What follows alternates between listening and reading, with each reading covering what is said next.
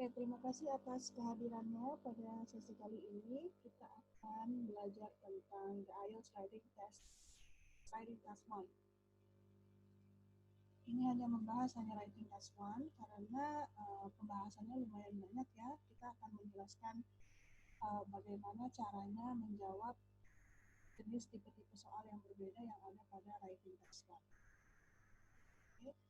Sekarang kita coba lihat ada apa aja sih tipe-tipe soalnya. What's in the writing test? Nah, writing test itu ada dua macam. Yang pertama itu test 1. Di sini kalian harus melakukan minimal 150 kata of descriptive text. Jadi kalian akan diberikan data, diagram atau table gitu ya. Nanti harus menjelaskan tahapan-tahapan suatu proses, bagaimana sesuatu bekerja, atau kalian harus menjelaskan mungkin ada dua peta gitu ya, peta di tahun 1900 dan peta di tahun 2000 gitu, peta suatu tempat, dan kalian harus menjelaskan ada perbedaan apa aja di dalam sana gitu. Nah, ada juga objek atau menjelaskan event yang terpapar di di gambar. Ada chat. Suaranya kecil banget, suaranya nggak jelas. Miss Widi suaranya kok Berubah ya, jadi kecil.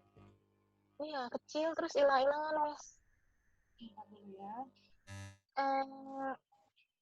Kemarin wifi-nya ganti apa gimana, Miss? Ini jadi nggak kedengeran banget. Nah, sekarang kedengeran nggak? Barusan. Yes, udah. Silakan dimulai deh, Miss. Udah jelas suaranya. Udah jelas. Oh, berarti ini headsetnya masalah nih. Iya, berarti nggak usah pakai headset deh, Miss. Udah, nggak usah pakai headset. Iya. Udah jelas ya? Oke, kita ulang lagi ya. Oke, what's in the writing test? Jadi ada dua macam task yang harus kalian selesaikan dalam waktu 1 jam. Sebenarnya dua task ini tidak ada aturan bahwa kalian harus mengerjakan task 1 dulu atau task 2. Jadi terserah kalian mau ngerjain yang mana dulu ya. Jadi ini adalah salah satu tipsnya, mungkin kalian bisa catat. Untuk task 1 itu lebih sulit daripada task 2. Kenapa?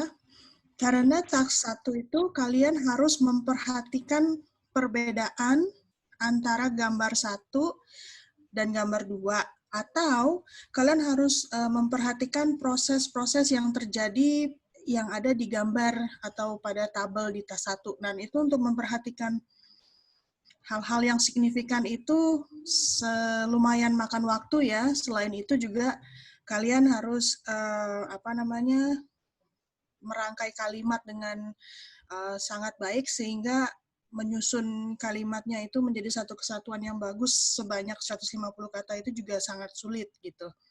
Apalagi ini tipe yang deskriptif di mana kalian harus bisa menggambarkan atau menggambarkan sesuatu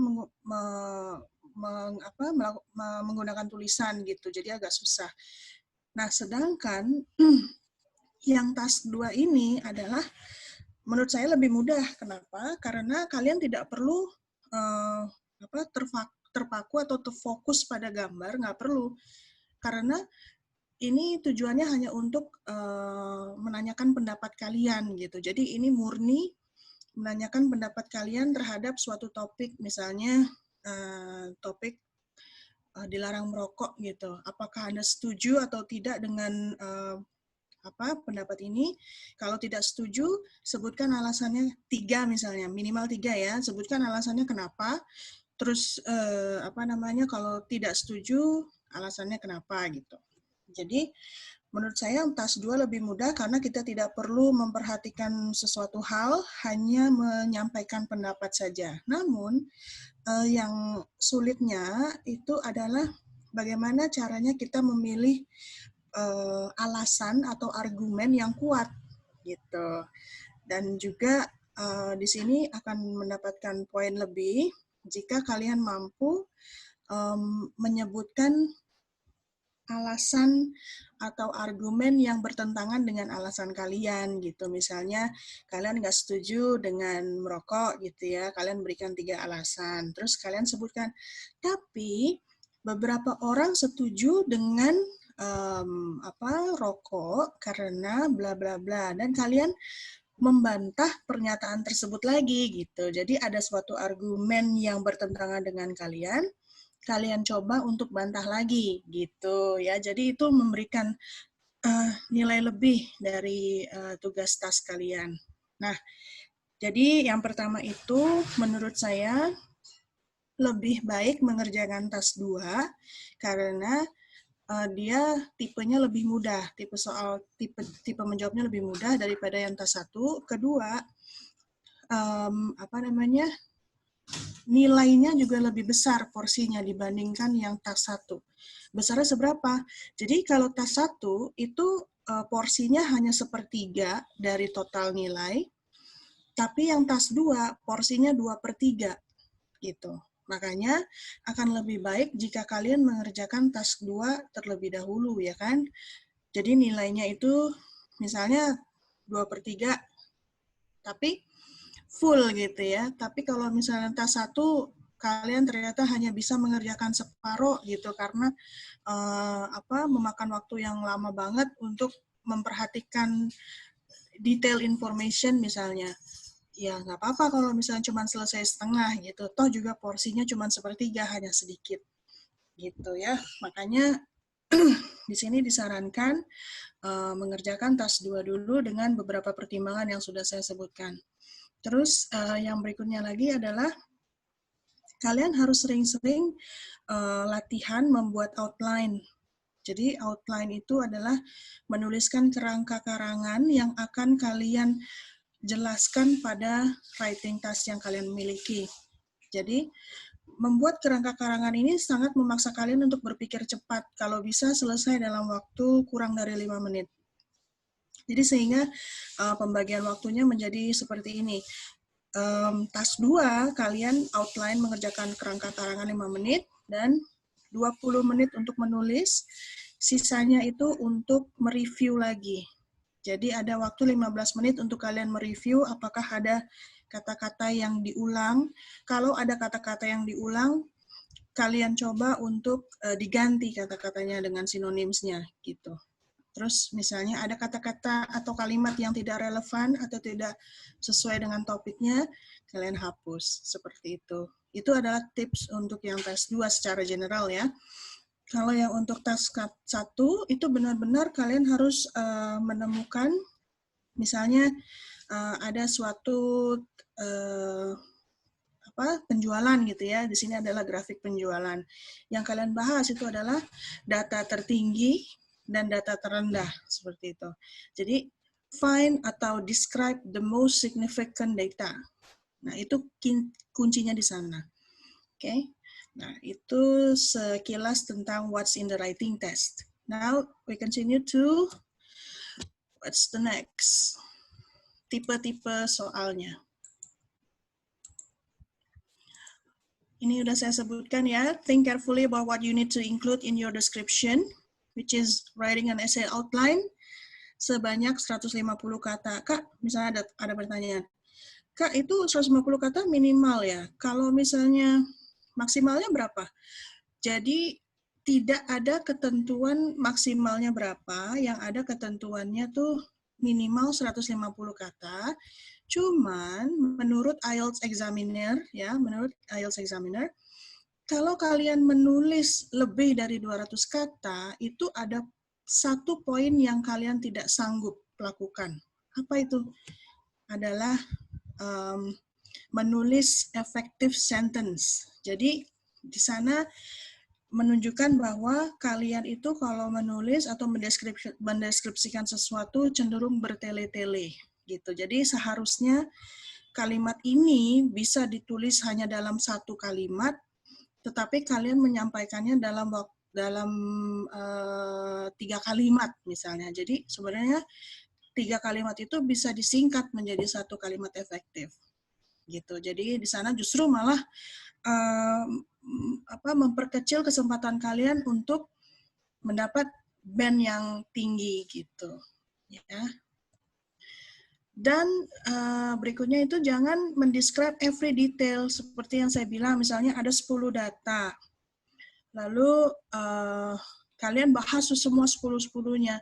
Tidak perlu, yang perlu kalian lakukan itu hanyalah fokus pada the most important information. Misalnya the highest and then the lowest gitu.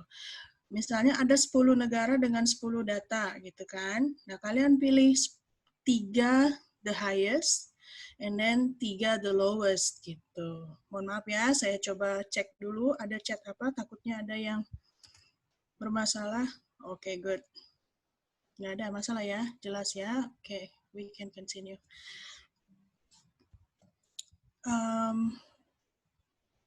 Lanjut. Nah, ini contoh dari checklist. Apakah sudah menulis minimal 150 kata? Kak, tahunya kita menulis 150 kata gimana? Ya, sebenarnya kita harus menghitung ya, cuman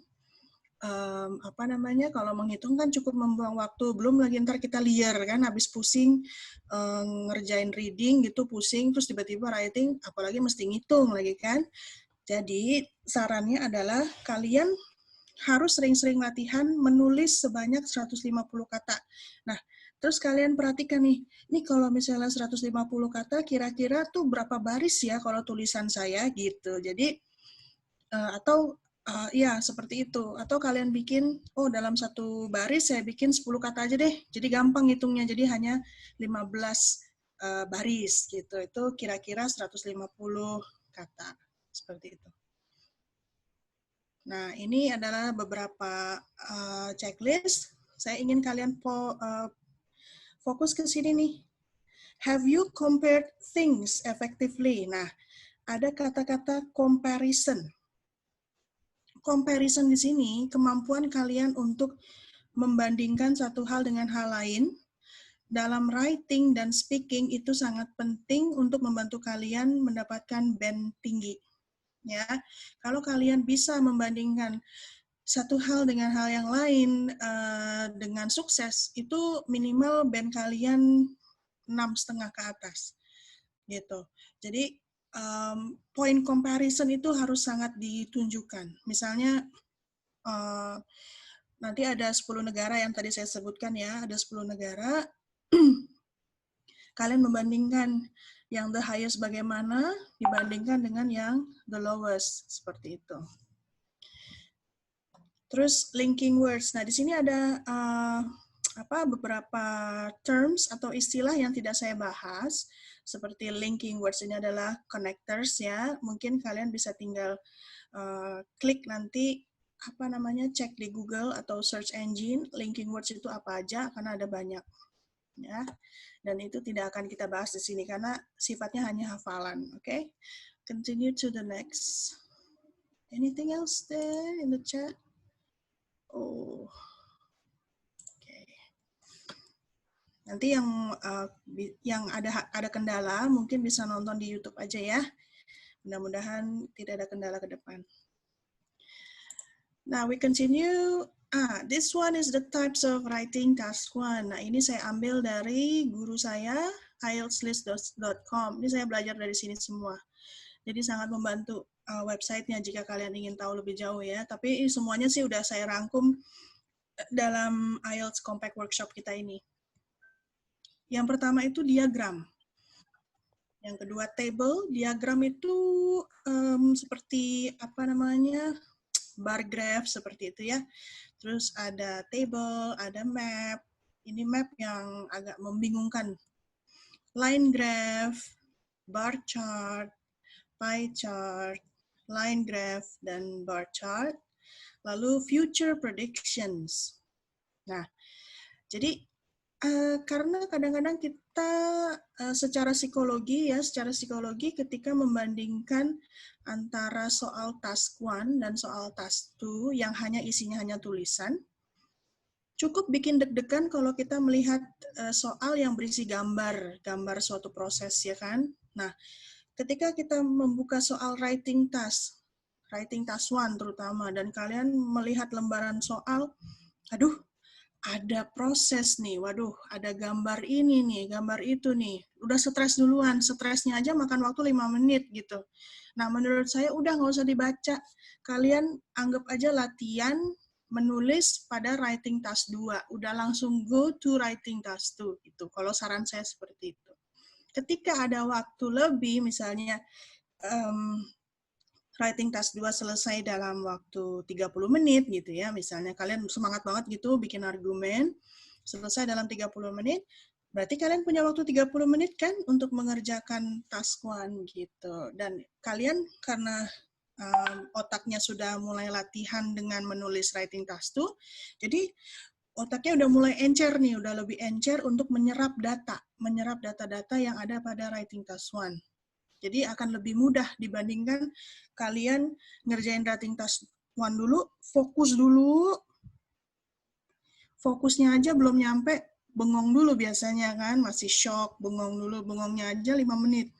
Kadang otaknya nggak connect gitu kan, masih blanknya 10 menit, lama-lama kalian nggak sadar waktunya udah habis gitu. Jadi itu aja sebenarnya tipsnya.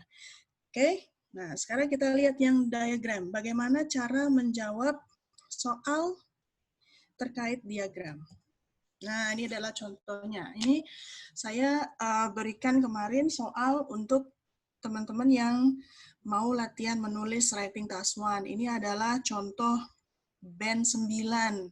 Kita nanti bahas band 9-nya itu bagaimana sih tipsnya, caranya mendapatkan band 9 gitu. Kita lihat yang pertama kali kita lihat itu adalah melihat perbedaan gambar kiri dan gambar kanan. Ingat, kiri, ini adalah cara membuat semen production.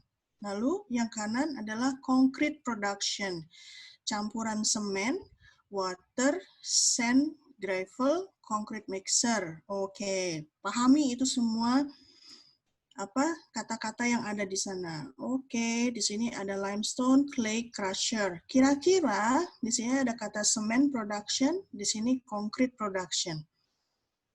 Yang mana duluan ya yang dibahas? Ya berarti karena di sini ada kata semen, ada kebutuhan semen ya kan?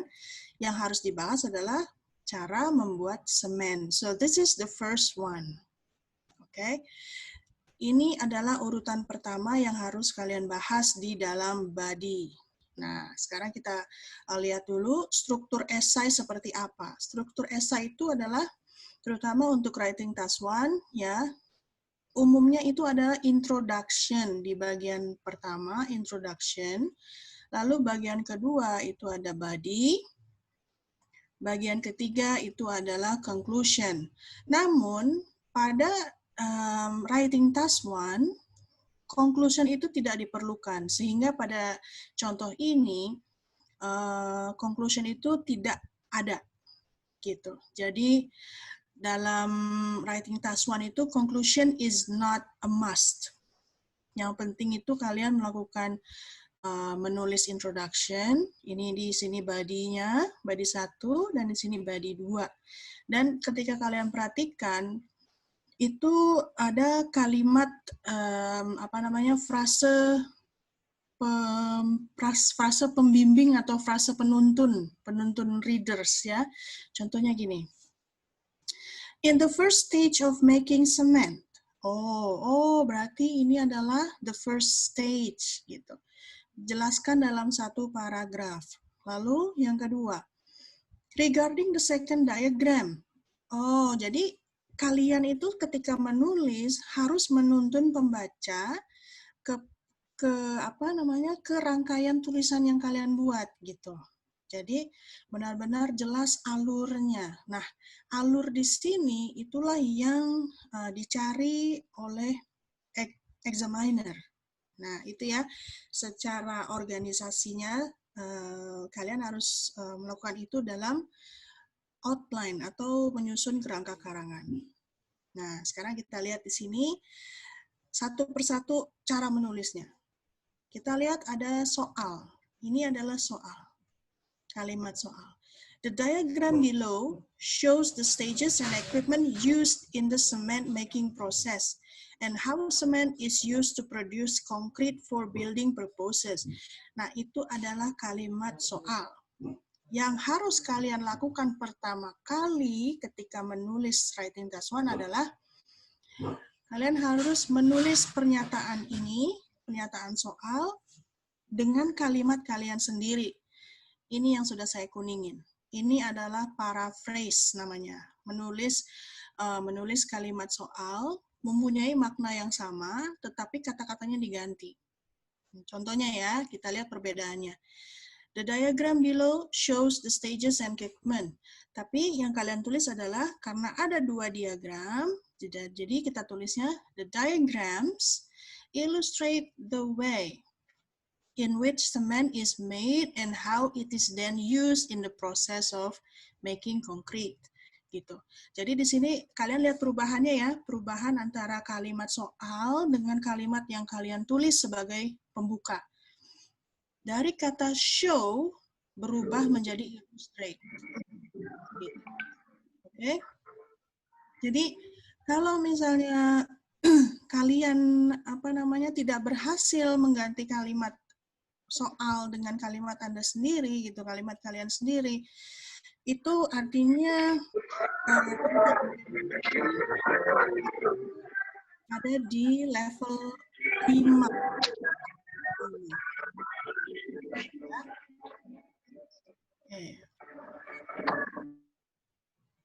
Oke, setelah tahapan pertama itu paraphrasing statement, soal. Yang kedua, yang biru ini adalah menuliskan overall atau general statement. Maaf ya, ada apa ini? Apakah ada chat? Kalau mengganti kata show menjadi present, nggak apa-apa. Jadi, gini ya, jadi kalian itu bisa menggunakan kata apa saja yang maknanya sama dengan shows. Oke, itu namanya paraphrase. Jadi kalian bisa bebas menggunakan kata apa saja. Kalau misalnya dibilang illustrate itu umum banget, justru kata present itu lebih umum daripada illustrate. Gitu. Jadi di sini ya, sebagai IELTS examiner, mereka juga punya level vocabulary yang misalnya gini loh, oh kalau band 4 itu biasanya orang-orang dengan level band 4 akan cenderung menggunakan kata show. Gitu. Terus orang-orang dengan band 5 akan menggunakan kata present. Gitu ya. Terus orang dengan level band 6 ke atas, dia akan kata illustrate.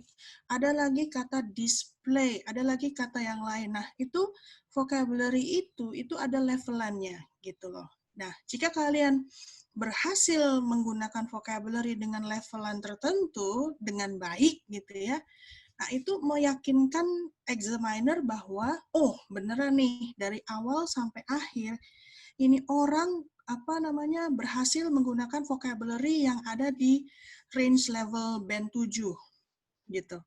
Berarti ya benar level dia adalah 7 seperti itu. Kayak gitu. Jadi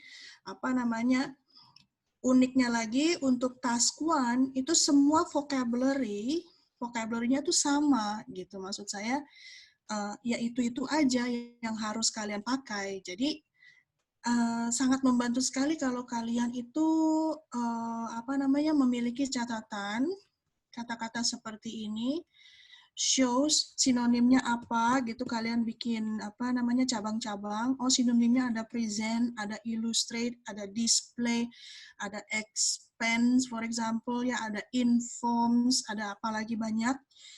Nah, dan kalian lingkari tuh kalimat kata mana yang kira-kira sophisticated, maksudnya sophisticated itu levelnya tinggi gitu ya. Jadi itulah yang kalian hafal gitu.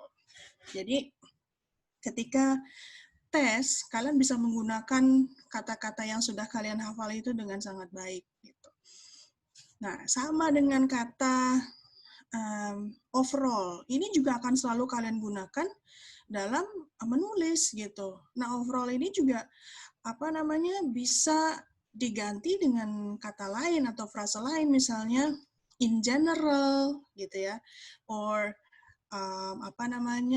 if we look at the overall bisa, terus in general, terus ada statement lain misalnya from those diagrams it can be seen that gitu.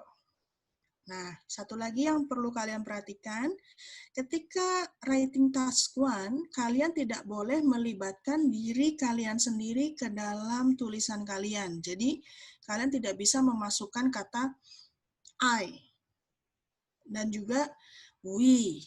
Nggak bisa. Kalian tidak bisa melibatkan diri kalian ke dalam writing kalian, karena kita sedang menulis formal descriptive text, dan itu tidak boleh memasukkan pendapat, tidak boleh masukkan kata-kata tentang diri kalian, nggak boleh gitu ya.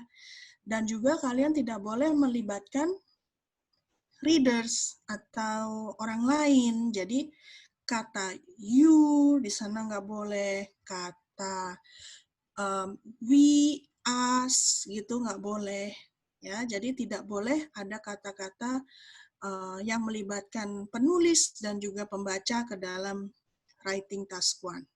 Itu sangat dilarang gitu. Jadi caranya gimana, Miss? Ya caranya kalian harus menggunakan kalimat pasif.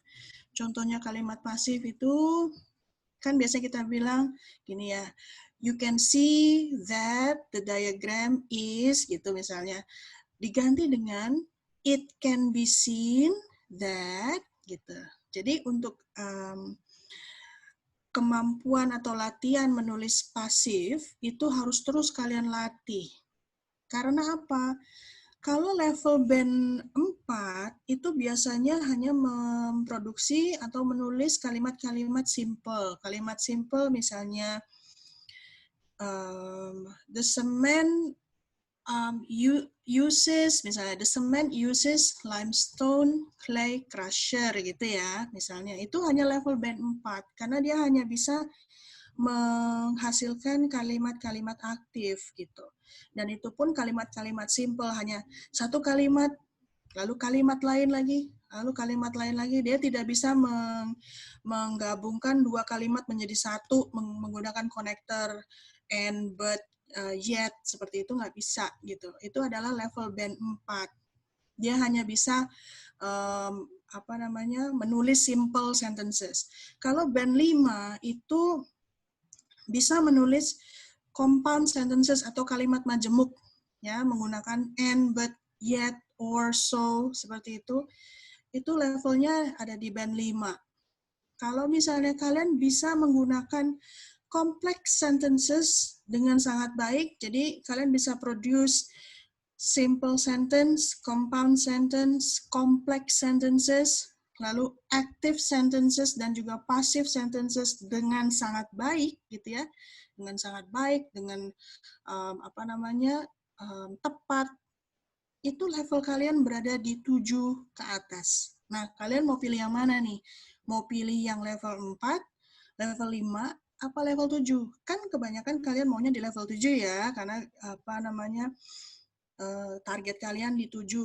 Ya udah, kalian harus terus tuh latihan bagaimana caranya membuat complex sentences, compound, lalu kalimat pasif gitu. Ya, belajar ya. Nah, gampang sebenarnya itu semua. Tinggal latihan aja. Mau nggak kalian belajar? Oke. Kita lihat lagi ke bagian sini. Yang biru ini tadi yang pertama adalah paraphrase dari soal, kalimat soal. Yang kedua, bagian kedua adalah general statement. General statement itu adalah kalimat umum. Kalimat umum yang kalian bisa simpulkan dari dua ini. Kalian bisa lihat di sini ya. Limestone and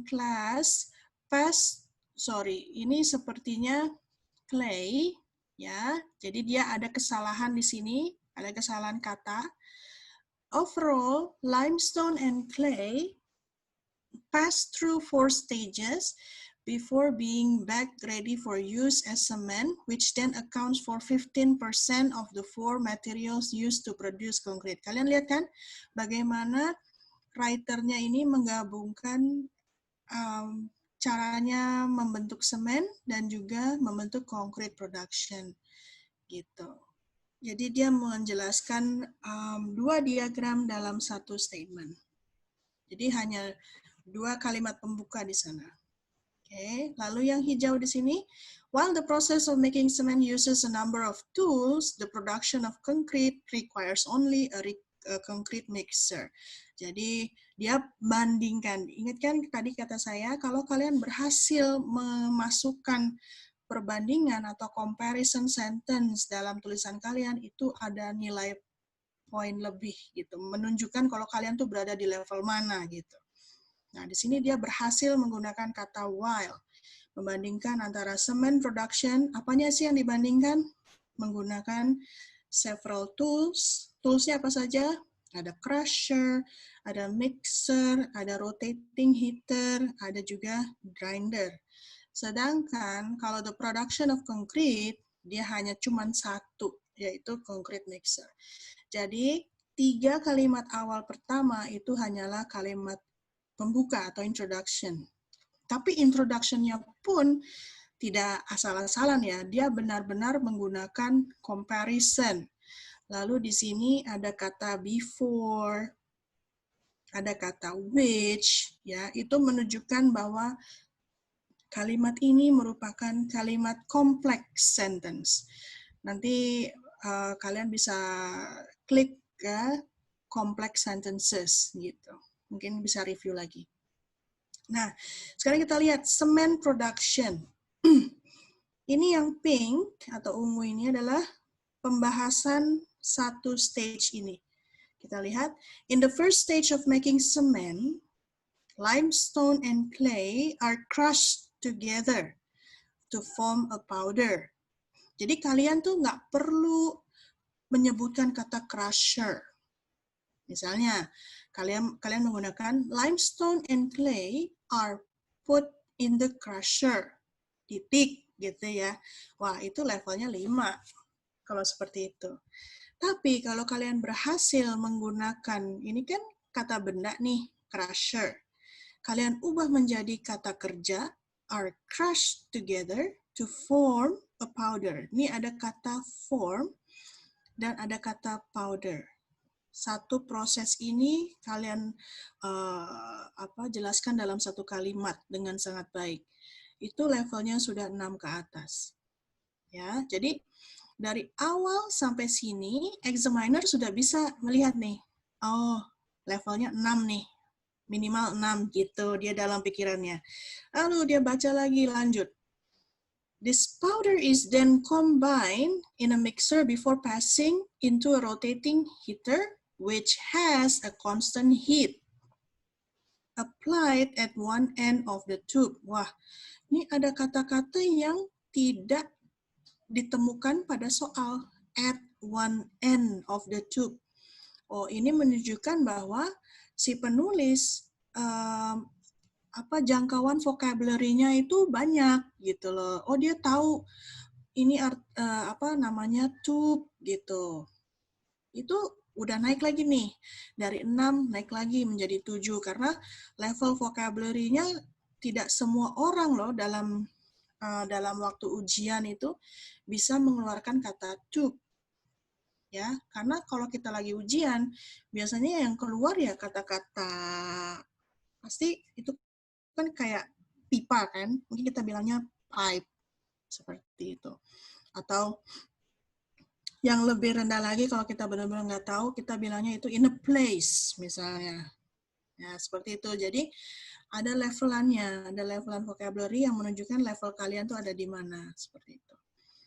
Lalu kita lanjut lagi. The resulting mixture is ground in order to produce cement. The final product is afterwards put into bags ready to be used. Gitu.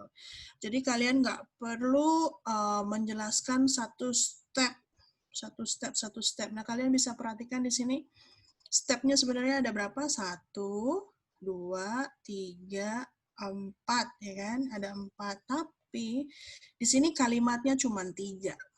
Gitu. Jadi the writer benar-benar bisa menghasilkan effective sentences.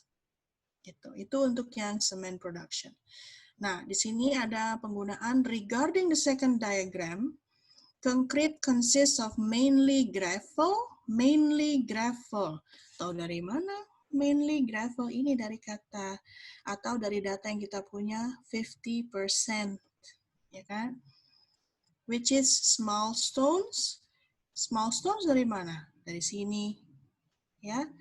And this makes up 50% of the ingredients, gitu. The other materials used are sand 25%, cement 15%, and water 10%. These are all poured into a concrete mixture which continually rotates to combine the materials and ultimately produces concrete. Jadi, untuk kata rotates, itu juga sesuatu hal yang tidak terpikirkan oleh peserta ujian, ya kan? Ada kata rotates. Kalau berputar bahasa Inggrisnya apa? Yang pertama kalian ingat di kepala pasti kan spin, ya kan? Nah, itu dia. Tapi sebenarnya yang dicari adalah rotates gitu. Jadi kalau kalian spin nggak masalah, pakai kata itu nggak masalah. Tapi kalau berhasil menggunakan kata rotates itu lebih baik lagi. Oke, kira-kira untuk sampai sini, apakah ada pertanyaan? Boleh di-share di chat kalau mau ada yang ditanyakan. Coba saya cek dulu chatnya ada apa.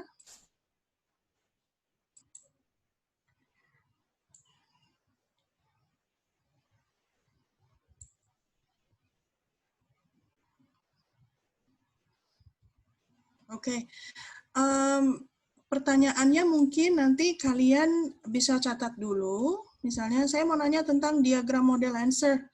Ya, tulis aja pertanyaan diagram model answer, nanti kita adakan sesi tanya jawab belakangan ya. Soalnya lumayan nih, ada berapa tadi jenisnya? Ada banyak. Mudah-mudahan yang diagram model answer itu sudah cukup jelas ya. Pokoknya tujuan kalian itu 9 kan bandnya? Ada yang tujuannya 10 nggak? Nggak ada ya, karena paling tinggi 9. Oke, jadi kita lanjut. Berikutnya, table. Nah, ini dia table.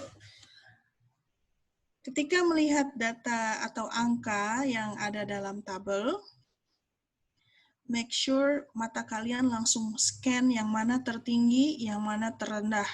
Gitu. Ini ada 5 countries.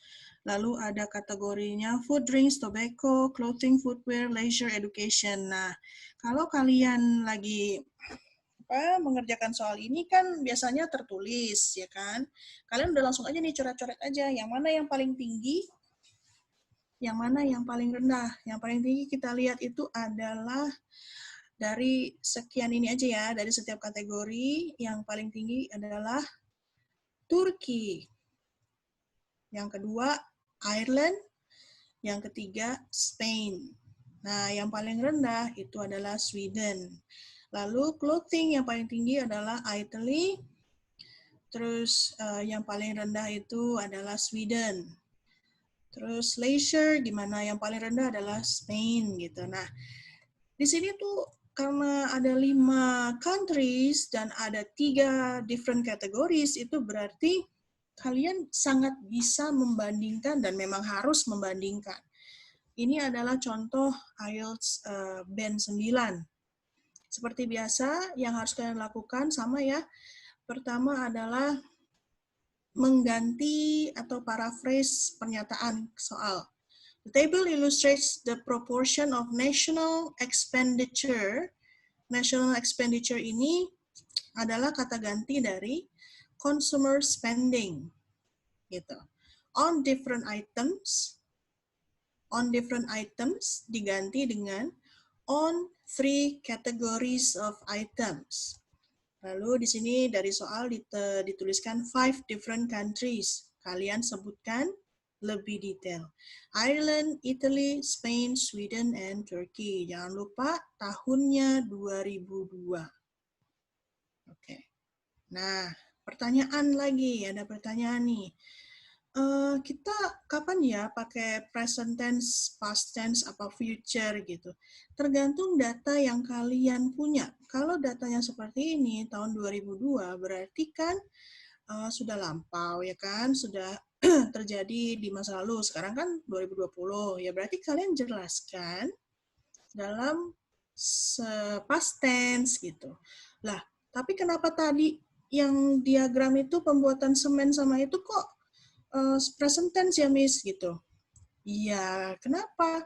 Karena ini kan apa namanya? Ini kan proses membuat sesuatu. Kalau proses membuat sesuatu itu kan memang apa namanya, prosesnya seperti itu aja kan, langkahnya seperti itu aja, nggak akan berubah gitu. Makanya simple present tense itu intinya it's a habit atau it's a routine, jadi sesuatu hal yang sudah menjadi suatu kebiasaan, dan menjelaskan suatu proses. Kalau prosesnya seperti itu aja, ya pakai present tense. Tapi kalau seperti ini yang table model answer, ini kan data khusus pada tahun 2002, makanya gunakanlah simple past tense. Seperti itu. Mudah-mudahan jelas ya.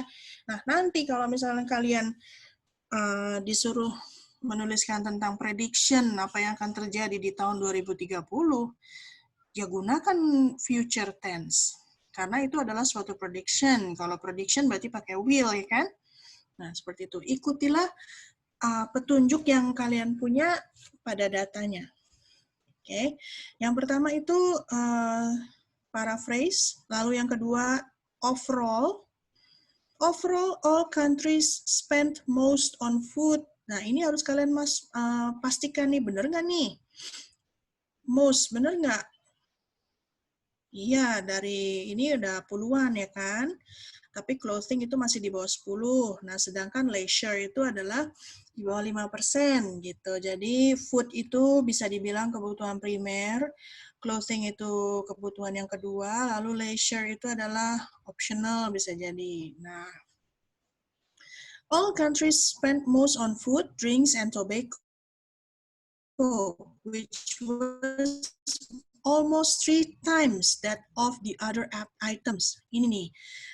Kalimat ini sangat oke banget. Ini namanya kalimat complex sentence, dan kata-kata that of ini levelnya udah tinggi banget nih. Kalau kalian berhasil menggunakan kata that of dengan sangat baik ya, itu udah levelnya 7 ke atas. Caranya gimana, Miss? Ya harus dihafalin dan harus dipahamin.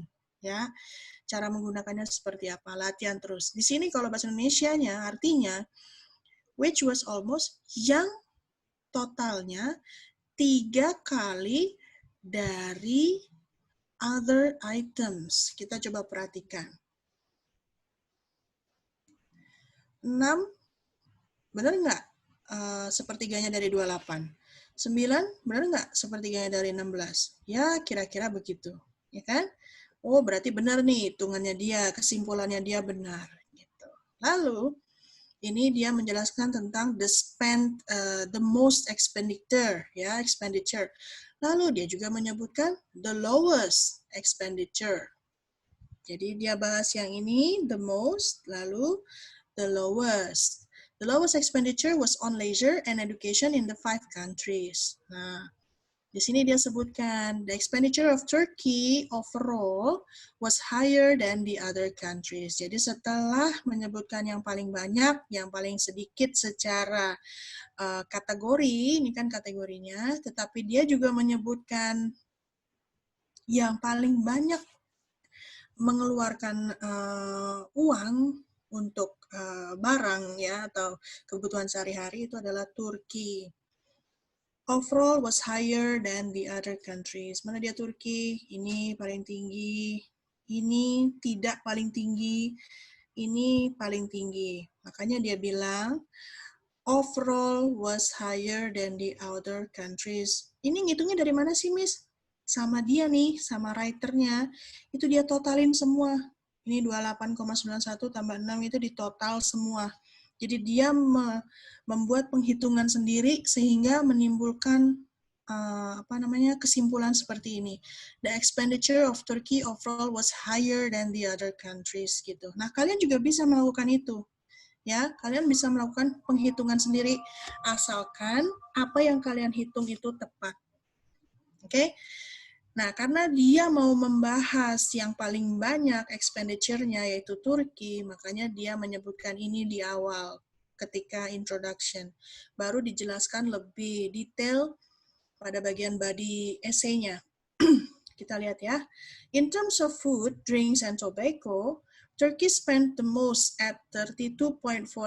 Nah, di sini yang harus kalian ingat, ketika kalian menulis bilangan desimal antara bahasa Inggris dengan bahasa Indonesia itu beda ya. Kalau bahasa Inggris itu harus pakai titik untuk menunjukkan bilangan desimal.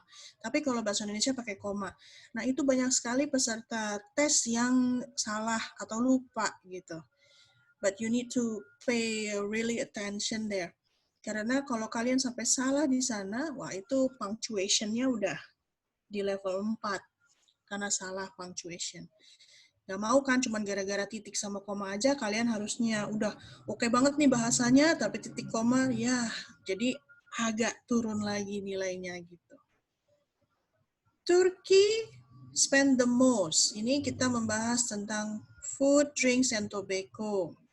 Lalu membahas Ireland yang nomor 2. Lalu yang ketiga adalah Sweden. Tapi dia bahasnya the least. Gitu. Jadi habis membahas 2 yang tertinggi, dia bahas 1 yang terendah, lalu yang terakhir dia bahas yang berada in between. Spain and Italy spend 1880 sampai 1636. Ada kata respectively. Ini harus kalian ingat terus, karena akan terus dipakai. Respectively artinya secara berturut-turut ya. Jadi kalau 1880 berarti punyanya Spain, 1636 berarti punyanya Italy. Itu maksud dari kata respectively. Oke. Jadi di sini benar-benar jika kalian perhatikan itu ada comparison, ya kan, antara country 1 dan country 2 dan the other countries. Oke. Ini adalah in terms of food, drinks, and tobacco, kategori pertama. Kategori kedua adalah Italy spent more than the other countries on clothing and footwear, as opposed to, ini kata-kata comparison contrast juga, to the lowest expenditure, which could be seen, kalimat pasif, in Sweden at 5.4. The other 3 countries spent on average. Nah, ini dia ambil yang Ireland, Spain, lalu Turki. Ya, spend on average around 6.5%. Ini boleh kalian gabung seperti ini ya, dijadikan satu. Jadi kalau ada data yang sama, kurang lebih, dan berada di satu kategori, ya sudah kalian gabungkan jadi satu. Itu namanya one effective sentence. Dibandingkan kalian harus jelaskan satu-satu. Ireland 6,43, Spain 6,51, lalu Turki 6,63. Jadi kan 3 kalimat tuh. Padahal 3 kalimat itu bisa digabung menjadi satu gitu. Ya, that's what we call with effective sentence. Lalu kategori yang terakhir adalah the lowest expenditure was on leisure and education, which accounted for under 5% in all countries. Under 5%, ini adalah satu kesimpulan. Dan apakah kesimpulannya benar? Oh, benar. Ya kan? Benar-benar semuanya tuh ada di bawah 5%. Lalu dia jelaskan lagi, Turkey spent most on these items at just 4.35% of their national expenditure, which is around double. Nah, ini adalah kesimpulan lagi. 4,35 dan 4,35 ini adalah 2 kalinya Spain yang nilainya 1,98. Sudah seperti itu. Tidak perlu kalian pusing dengan conclusion. Ya. Mudah-mudahan contoh yang ada di sini cukup membantu kalian untuk latihan ya kalau ada soal lagi tentang tabel. Oke? Nah, kita continue. Udah jam 12, cepat sekali. Kita continue to the next type. Nah, ini dia map.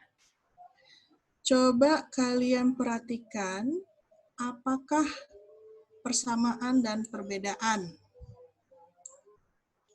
antara tahun 1962, 1985, dan now.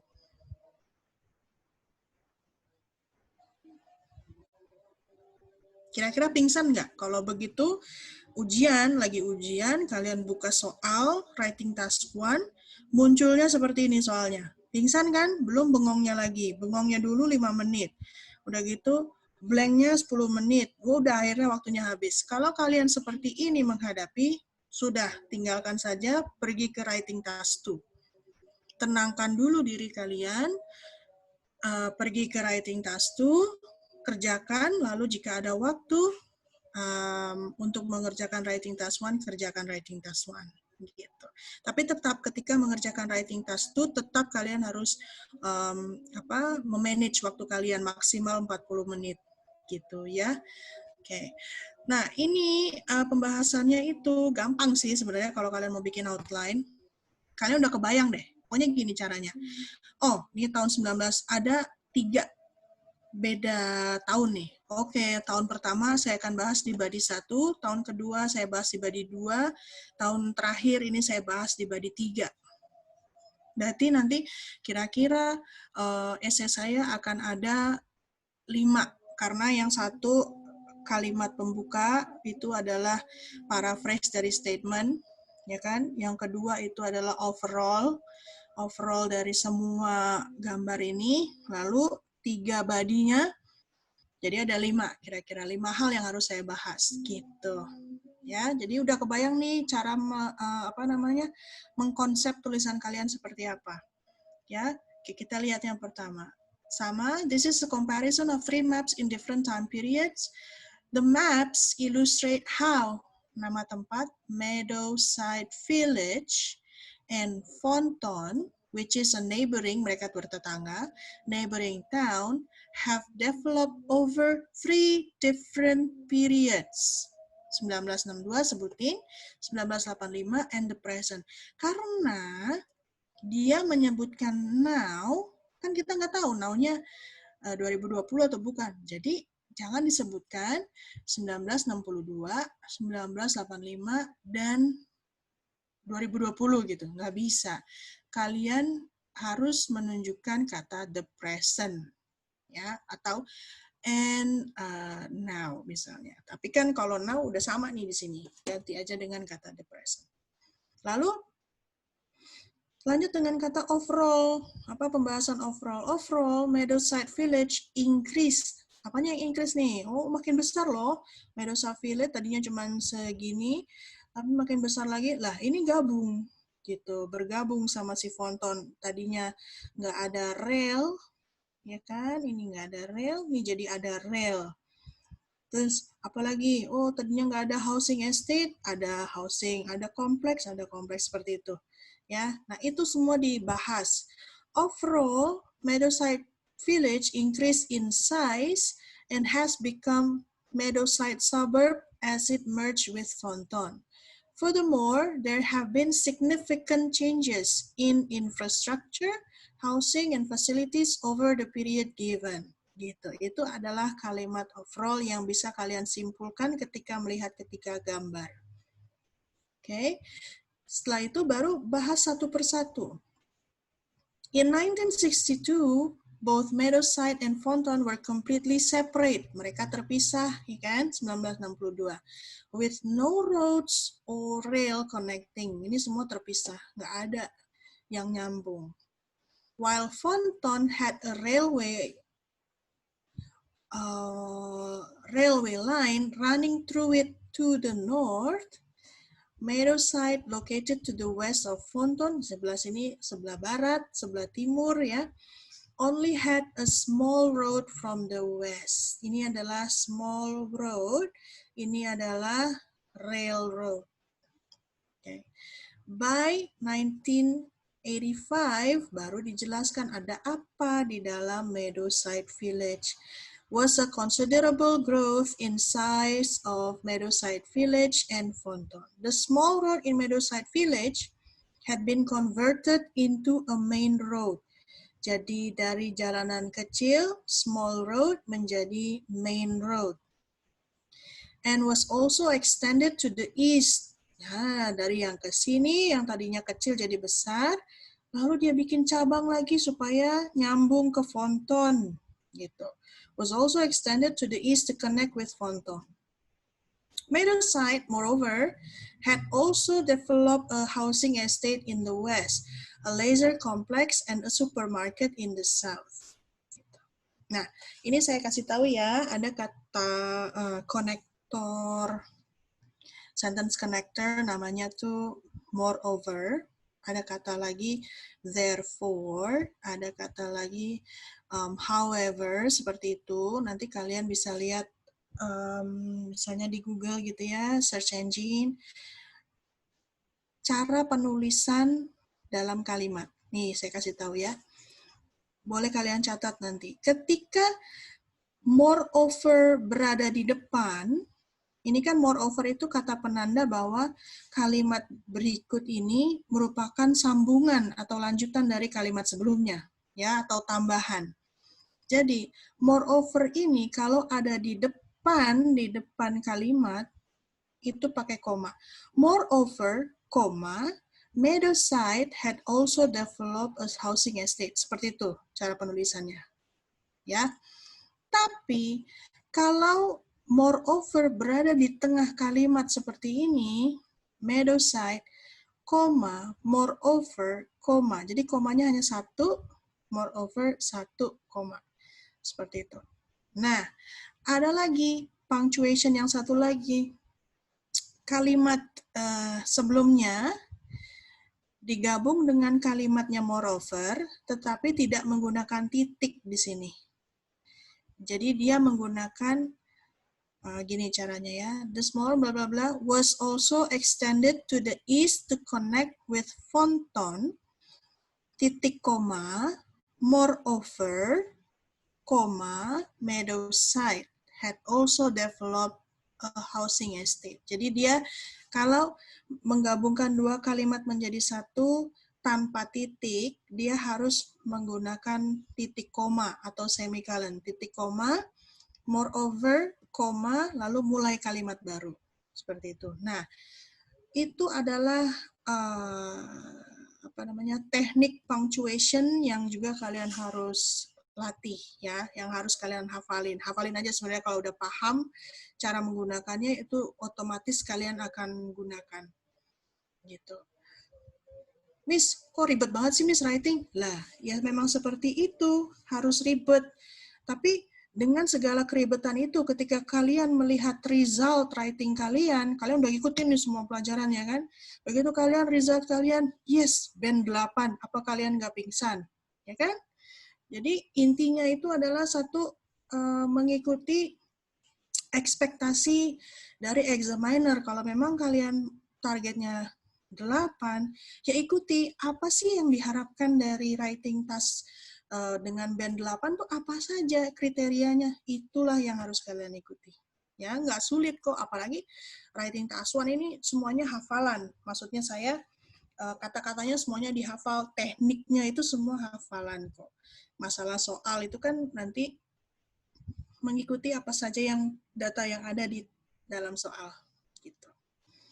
Oke, nah yang terakhir adalah currently, tadi dia menggunakan present, soalnya menggunakan now, pada tulisan dia menggunakan kata currently.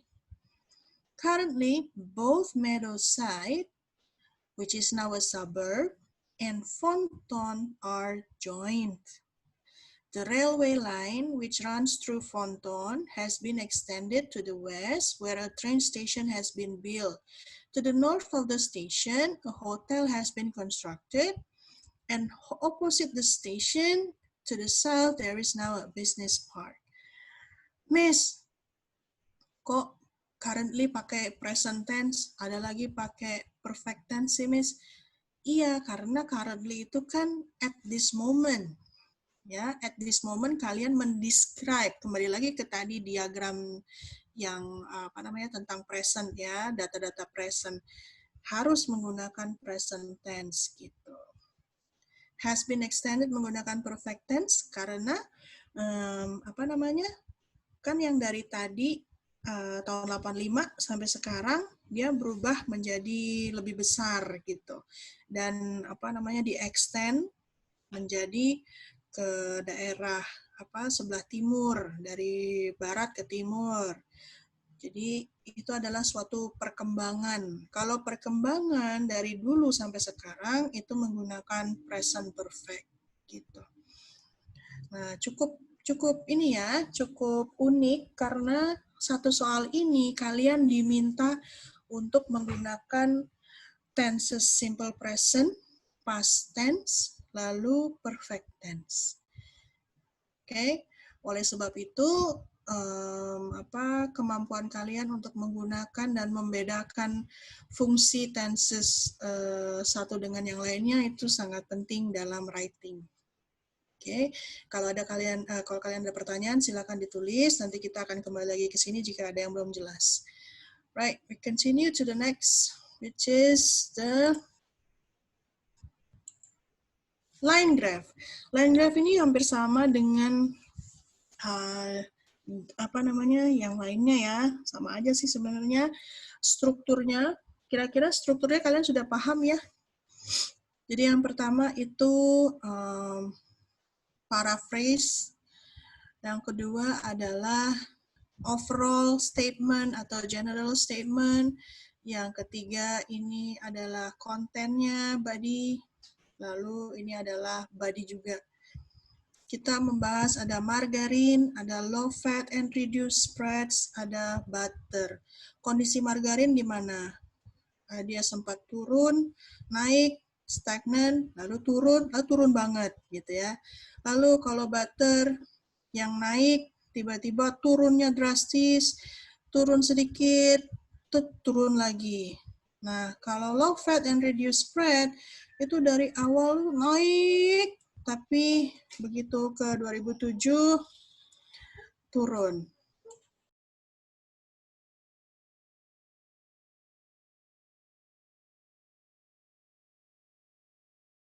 Miss Widi di unmute, ke mute ya suaranya Miss Widi. Iya Mbak. Lanjut ya. Terus kita lihat yang bagian openingnya, the line graph illustrates the amount of 3 kinds of spreads. Kita punya margarin, low fat, and reduced spreads and butter. Lalu, which were consumed over 26 years dari 81 sampai 2007. Di situ juga perlu disebutkan bahwa units are measured in grams. Nah, habis itu kita bahas overall. Overall, the consumption of margarine and butter decreased over period given, while for low-fat reduced spreads, it rose. Jadi kalian di sini lebih ke comparison. Membandingkan data satu dengan data yang lainnya. Bagaimana perkembangannya gitu. Antara tahun 81 sampai 2007. Nah, selain itu juga mungkin kalian berpikir, kok ribet banget sih writing task 1 IELTS gitu ya. Nggak ada gunanya nih gitu belajar ini. Loh, justru sangat besar gunanya. Kenapa? Tanya aja Mbak Anggi ya, ketika kalian kuliah itu, apalagi kuliah di luar negeri ya, ini supervisor kalian itu nggak mau tahu, pokoknya kalian itu nggak boleh punya masalah dengan mendeskripsikan data. Jadi menurut mereka itu ketika kalian sudah diterima menjadi mahasiswa internasional, itu kalian sudah tidak punya kesulitan lagi dalam mendeskripsikan data.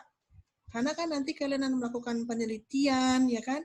terus kalian harus menulis, harus mendeskripsikan data yang kalian punya, dan udah gitu kalian juga harus memberikan argumen gitu. Makanya dalam kalau mau scholarships itu biasanya yang dipakai adalah tes IELTS, karena di sana benar-benar menunjukkan kemampuan kalian dalam menulis academic writing, descriptive text, dan juga argumentative text yang sangat sering kalian gunakan ketika kuliah nanti di luar negeri gitu.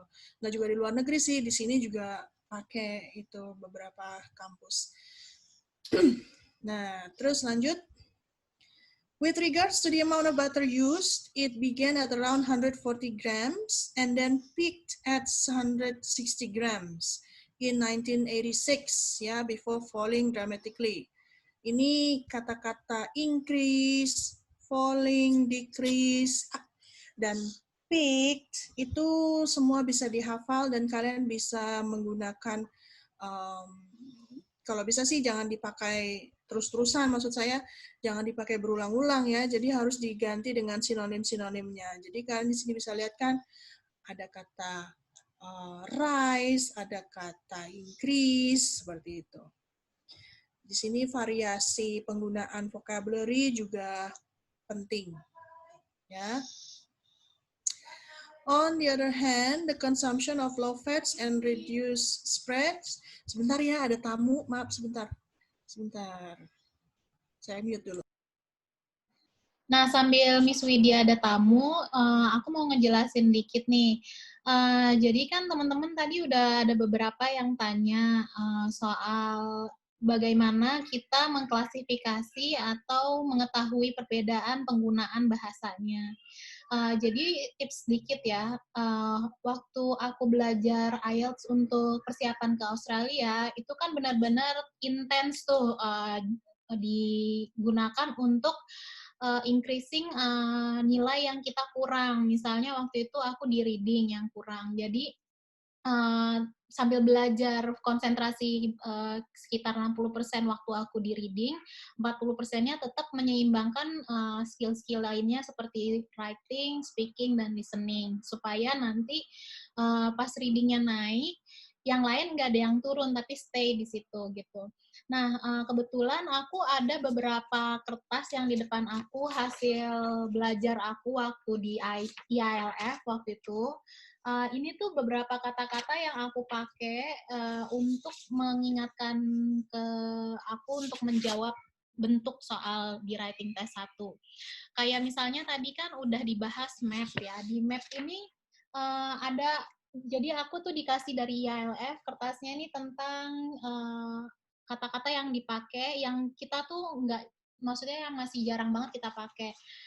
Tapi akan digunakan banget di map atau di value, number, percentage, terus juga prediction. Jadi kita tuh dapat vocabularies di mana kita bisa menggunakan itu. Tadi kan katanya caranya tahu antara present atau menggunakan highlight atau explain, depicted, that kind of words lah ya, itu semuanya bisa kita gunain, bisa kita mengerti di kata-kata di kosakata ini. Nanti aku foto, aku masukin di grup supaya kalian juga bisa belajar sendiri-sendiri. Dan ini aku belajar dari IELF langsung ya, dari Indonesia Australia Language Foundation. Ini benar-benar bisa menjelaskan tentang remembering, understanding, applying. Bahkan ini ada source-nya tuh dari guru aku. Semua guru-guru di IELF itu kan orang UK yang dipakai, yang nggak ada yang dari American English, nggak ada. Jadi ini belum taxonomy action verbs gitu.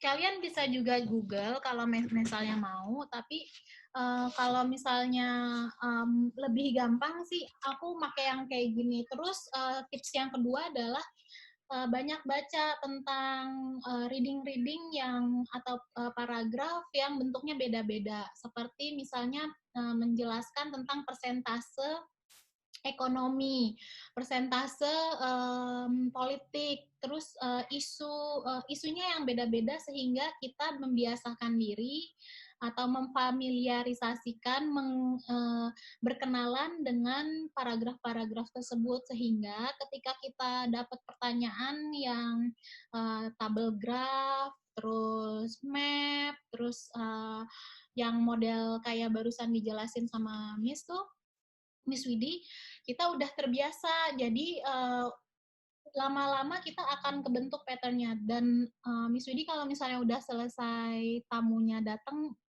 boleh nyalain mikrofon aja ya. Aku sambil isi waktu nih. Terus, Ya, Mbak. udahan ya? Udah. Oh. Ya udah, ini satu poin lagi sih tipsnya. Ya, silakan. Ya, jadi teman-teman tuh benar banget Miss Widi tadi bilang, kalau kalian sudah mengerti cara penulisan, karena kan kalau kita sekolah itu stresnya, aku bilang stresnya beda dengan stres bekerja. Ketika kita sekolah tuh kita dituntut banyak membaca dan banyak menulis. Dan bentuk tulisan akademik sama tulisan yang biasa kita dapetin di magazine, newspaper, media, kayak gitu itu sangat-sangat beda. Karena kasta yang dipakai, bahasa-bahasanya adalah bahasa yang ibaratnya literaturnya tuh udah kelas tinggi. Nah, bahkan di tulisan yang kita buat, kayak misalnya dalam tugas akhir, seperti yang saya lakukan sekarang penelitian ini, kita benar-benar mandiri dan siap-siap kalau dapat profesor yang waktunya nggak banyak untuk bisa kasih kita masukan terus. Jadi kita benar-benar stand up on our feet, nggak bisa based on nunggu nih profesornya belum ngasih arahan, jadi nggak bisa kayak gitu, karena waktu akan jalan terus dan nilai kalian tuh tergantung gitu. Kalian nggak mau kan fail terus dikirim balik ke negara yang semua orang udah pada tahu. Karena kan kita kalau udah terpilih mendapat Australia Award Scholarship atau scholarship lainnya, ada beban yang kita tanggung di situ, bahwa kita secara intelektual itu sudah dinilai baik. Karena bayangin, dari 6.000 orang pelamar, kalian terpilih hanya 250 orang yang tahun terakhir.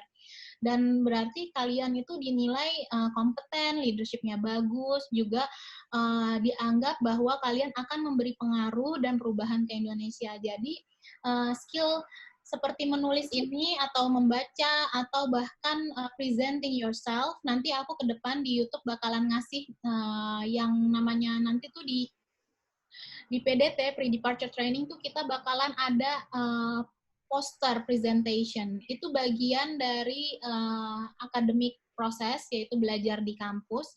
Dan waktu itu aku belajarnya tuh bingung banget karena nggak banyak reference-nya. Nah, aku udah kumpulin semua materi-materi.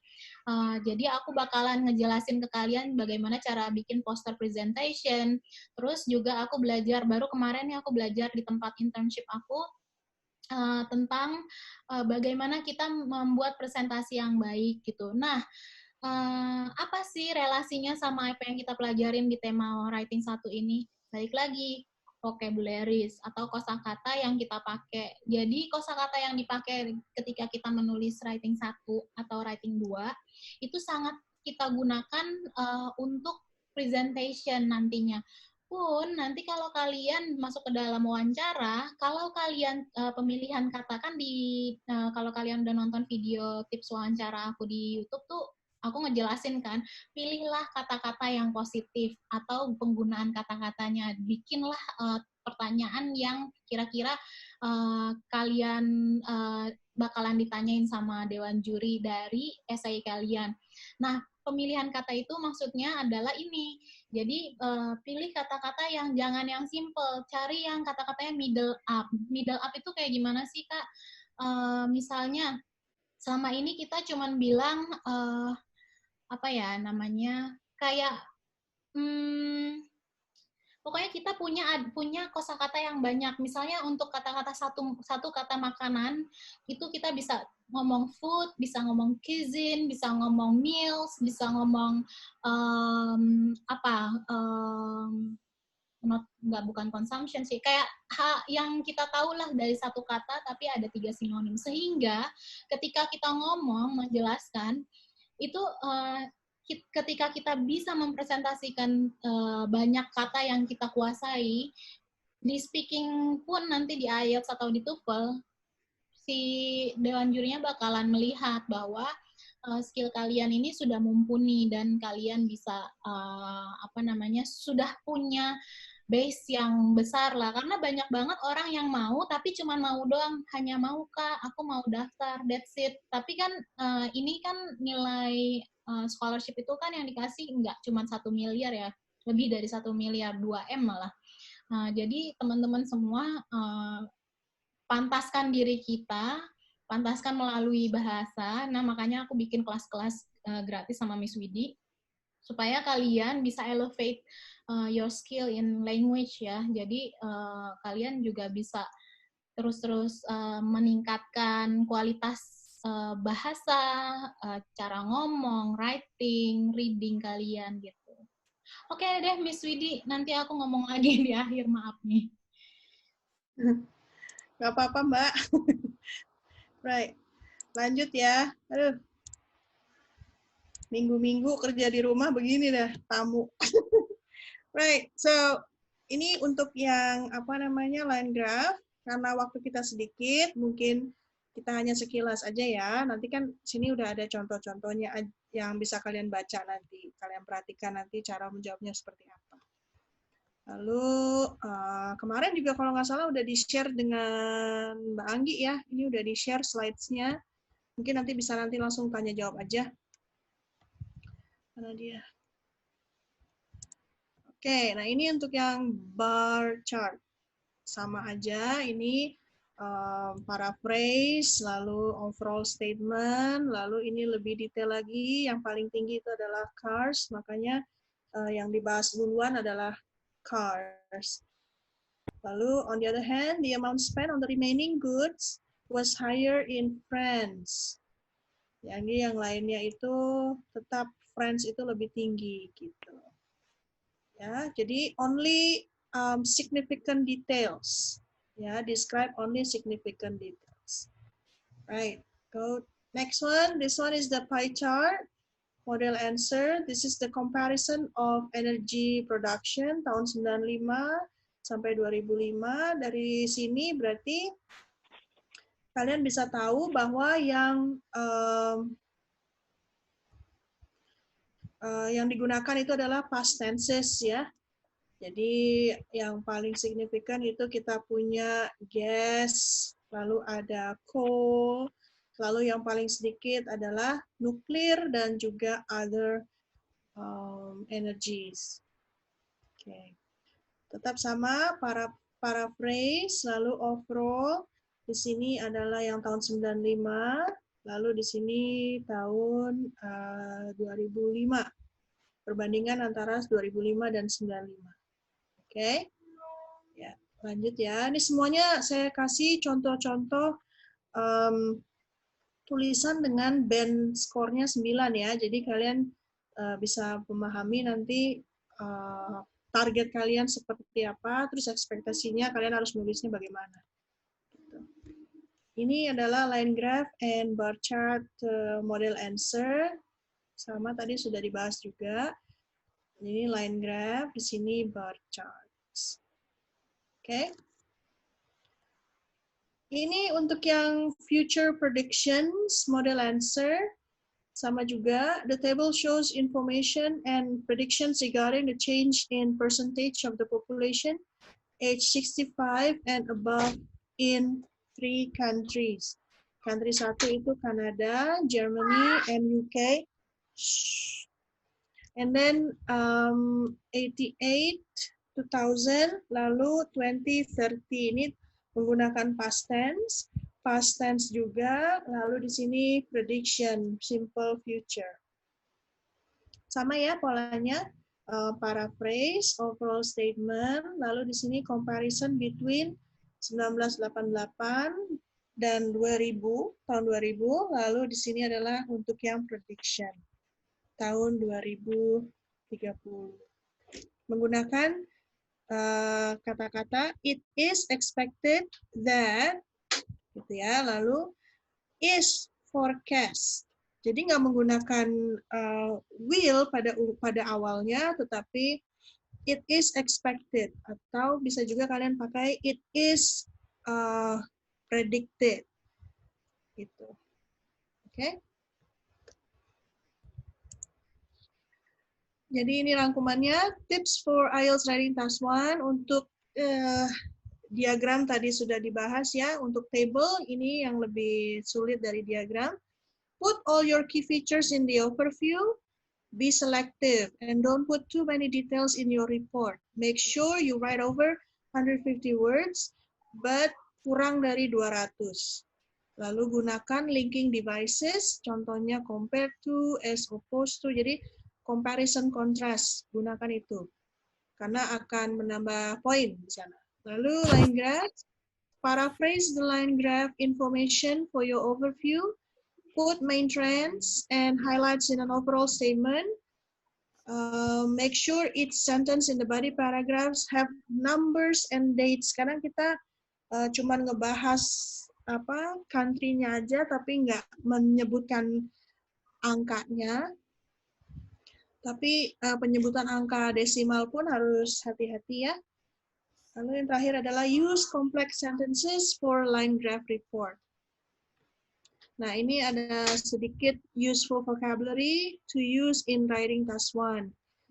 Bisa kalian baca, decrease, steadiness, or standability. Nah, ini misalnya kalian print nanti ini apa slide-nya, terus nanti kalian bikin cabang-cabang dari setiap kata itu, sinonim-sinonimnya, decrease, decline, gitu kan sinonimnya. Lalu increase, sinonimnya apa, increase, gitu.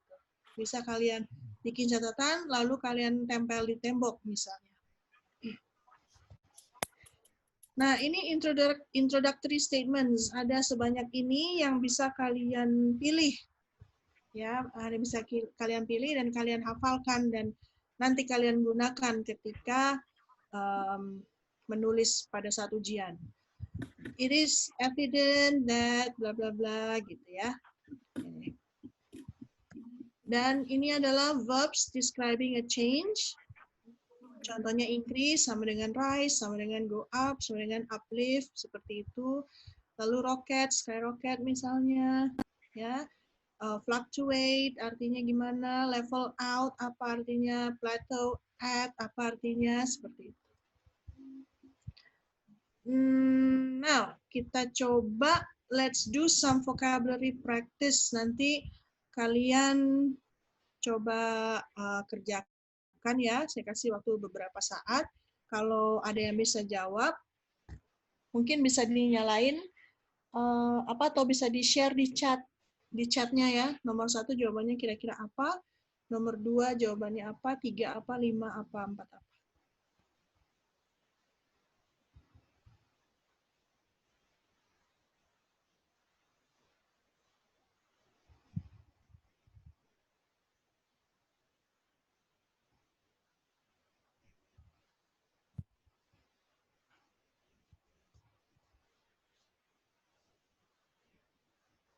Ada yang bisa nggak? What happened to EU migrants? 90.000 Desember 2012, Desember 2012. Sini 9.000. Ini kira-kira di sini. In December 2012 and rose steadily until June 2016. Dari sini sampai June 2016. Berarti rose steadily. Berarti dari sebelumnya gimana nih? Ada yang bisa jawab nggak? Wendy Saputra, Miss. Tunjuk tangan. Ya. Mau jawab kali. Jawabannya apa? Nyalain coba. Pilih dari sini.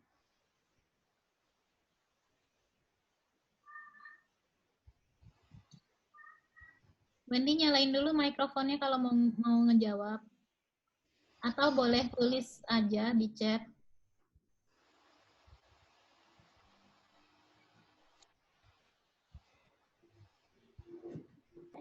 Oh, chat. Oh, ada yang jawab nih, Miss. Amounted to. Oke, amounted to. Boleh. Nomor 2, ada yang coba? Nomor 2, yuk.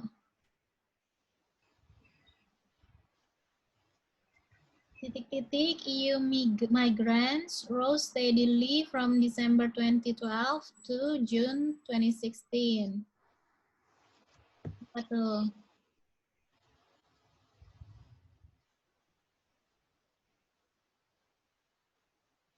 Pusing ya? Udah pusing lapar ya? Oke, nomor 2, the whole. Ini Mbak The Yeni whole. ada jawaban nih, the number of EU migrants. Ini bukan the whole aja ya, sebenarnya the whole 10-year period. Dia merupakan satu kesatuan tuh. The whole 10-year period. Gitu. Nomor 3, the number of, ada yang bilang. The number of EU migrants. Oke, boleh. Nomor 3, kira-kira? Titik-titik non-EU migrants, titik-titik slightly over 200,000 by September 2017. Non-EU migrant, apa tuh kira-kira? Yang hijau ya. Slightly over 200,000. Bisa gunakan lebih dari satu kali sih ini. Ayo yang Mounted juga ya kira.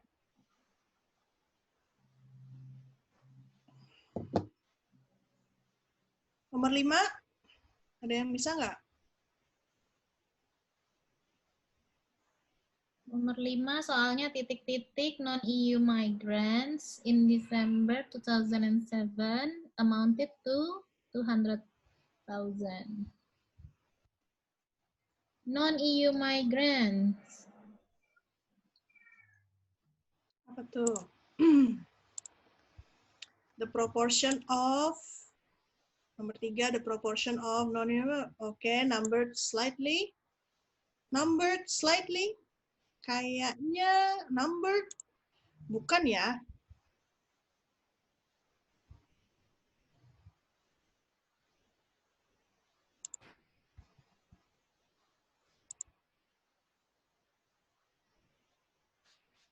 Mari kita lanjut ke slide berikutnya. Mana dia? Nah, ini dia jawabannya. Numbered around 90,000 in December. Lalu the number of EU, ya. Nomor 3, the figure 4 amounted slightly. Amounted artinya agak increase ya, nambah sedikit. Non-EU migrants outnumbered throughout the whole 10-year period. Lalu nomor 5, the proportion of. Gitu. Ya, nanti ini juga kalian bisa lihat-lihat lagi, latihan lagi. Ya.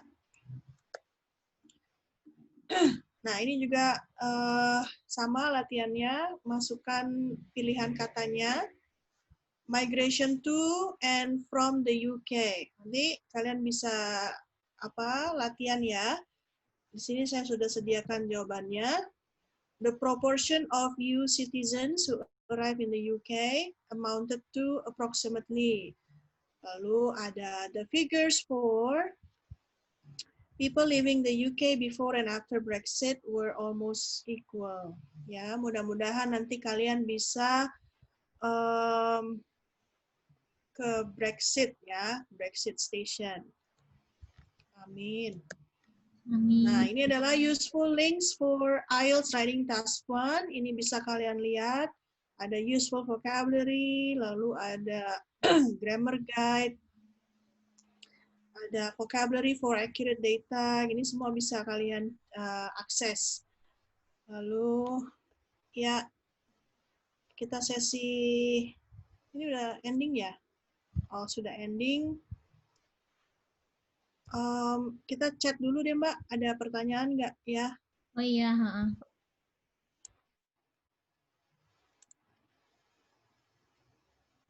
Ada pertanyaan nggak?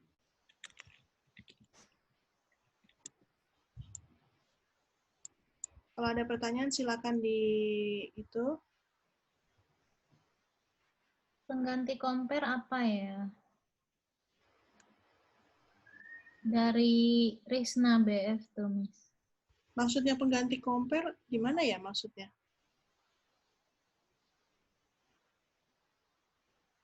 Sinonim kali. Oh, Compare. punya sinonim.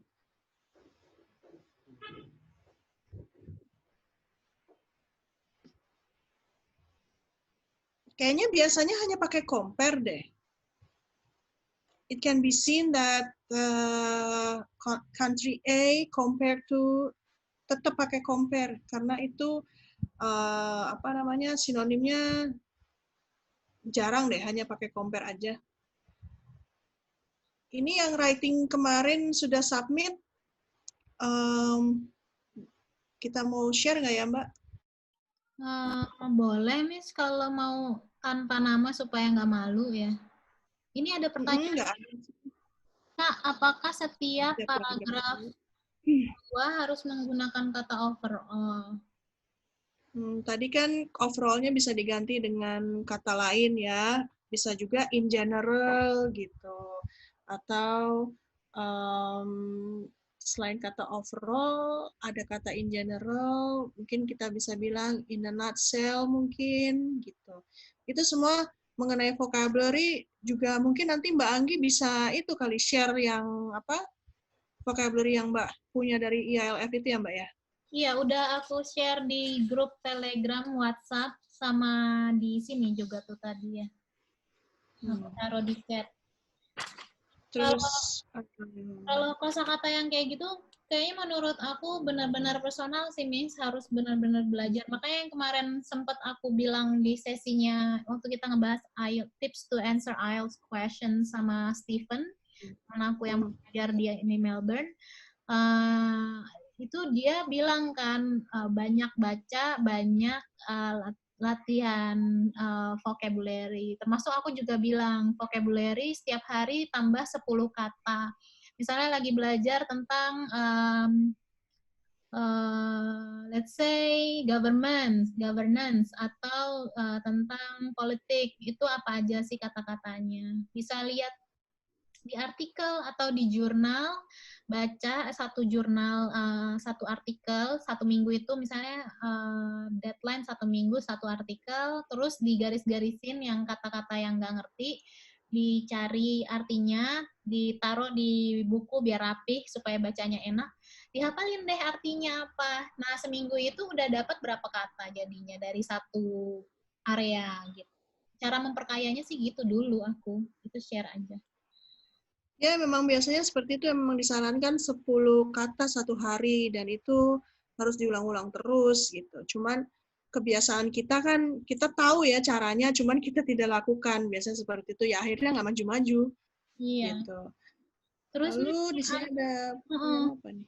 Dari Meliani Kurniawati, Mbak Yeni nih, apakah ada perbedaan tingkat atau nilai dalam menggunakan penulisan moreover di awal kalimat dengan di tengah kalimat?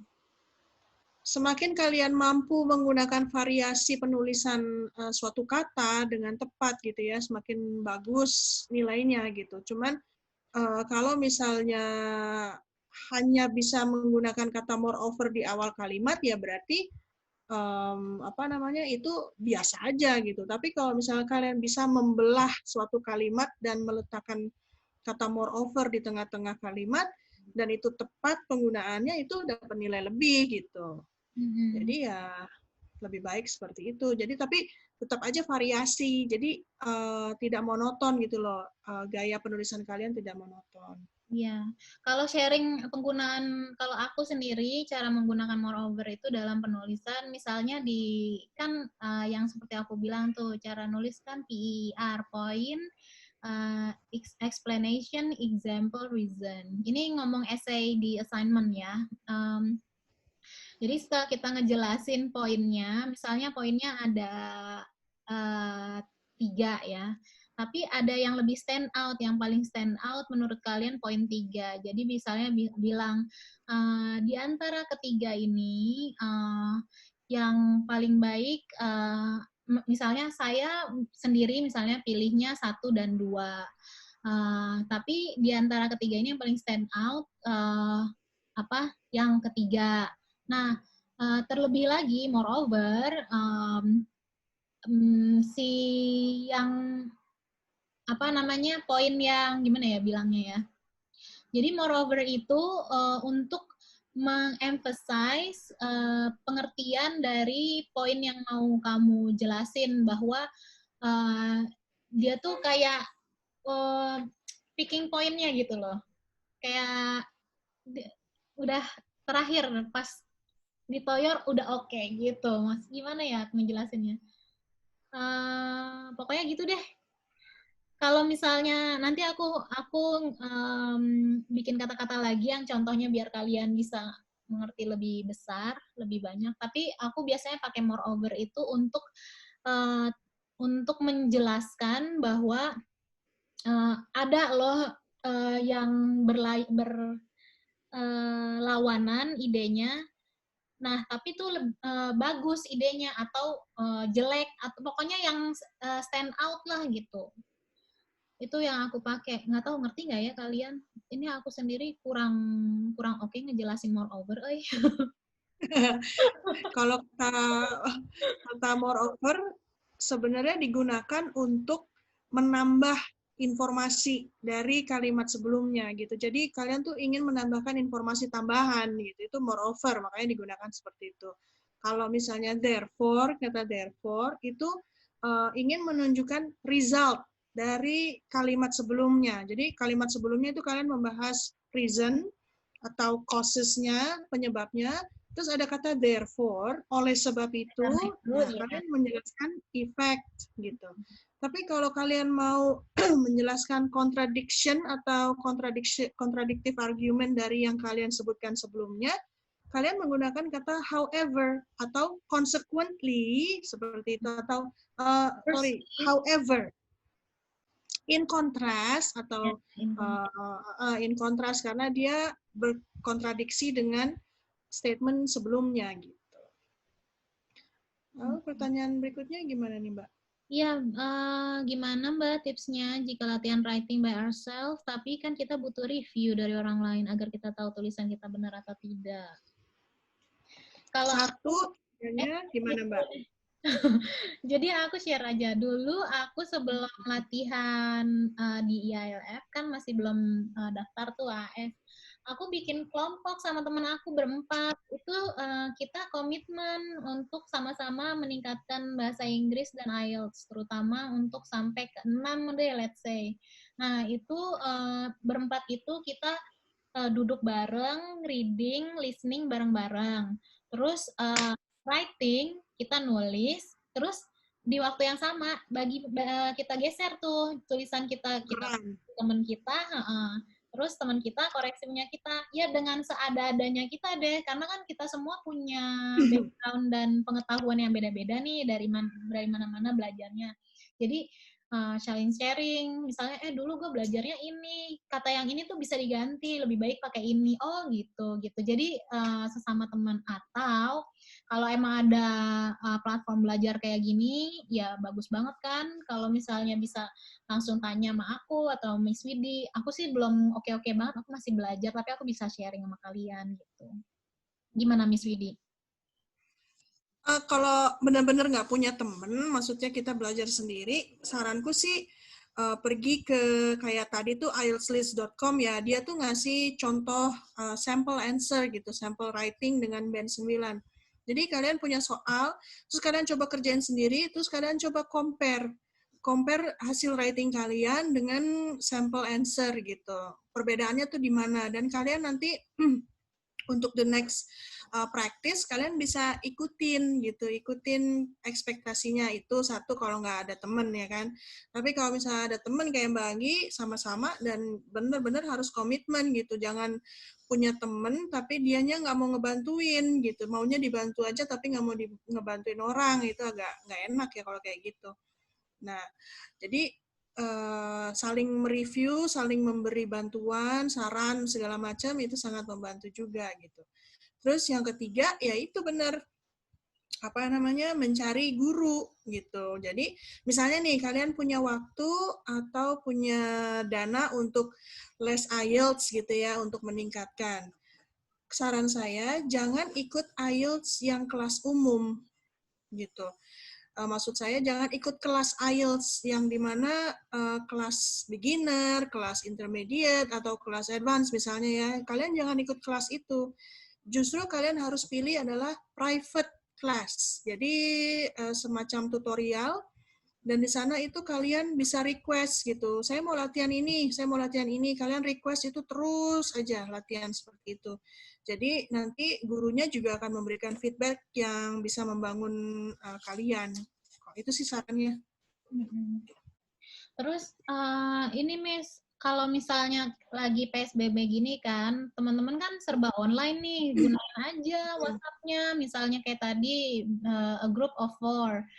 Kalian bisa janjian, hari ini jam segini kita belajar bareng yuk. Udah sama-sama search soal, tapi jangan ada yang nyentuh soalnya gitu. Terus di grup WhatsApp itu bisa online berempat kan, teleponan, terus bisa saling ngerjain bareng-bareng listening, terus share aja, nilai gue segini gitu, nilainya berapa gitu. Atau share-nya itu cara koreksinya kirim foto, ambil foto yang hasil kita, terus kirim ke temen yang koreksi. Jadi siapa koreksi siapa gitu. Bisa kayak gitu kan sekarang online. Pokoknya gunain online itu jangan baca yang nggak bagus, bikin kalian kayak aku lagi ngurusin terorisme malah jadi bikin kalian terdoktrin atau apa. Justru ambil benefit si sosial media ini buat kalian sendiri, misalnya buat belajar bahasa Inggris tadi bisa baca IELTS, buka IELTS list, juga bisa Google, terus bisa buka Cambridge, banyak banget YouTube itu buat meningkatkan atau tips jawab IELTS. Dulu aku pas lagi PDT itu setiap hari pagi, aku kan sambil nyetir ke IALF, itu aku selalu dengerin podcast. 1 jam itu selalu mendengarkan podcast. Jadi setiap hari aku dapat kata-kata baru. Podcastnya misalnya tentang, waktu itu yang sangat aku highlight ya, tentang ini,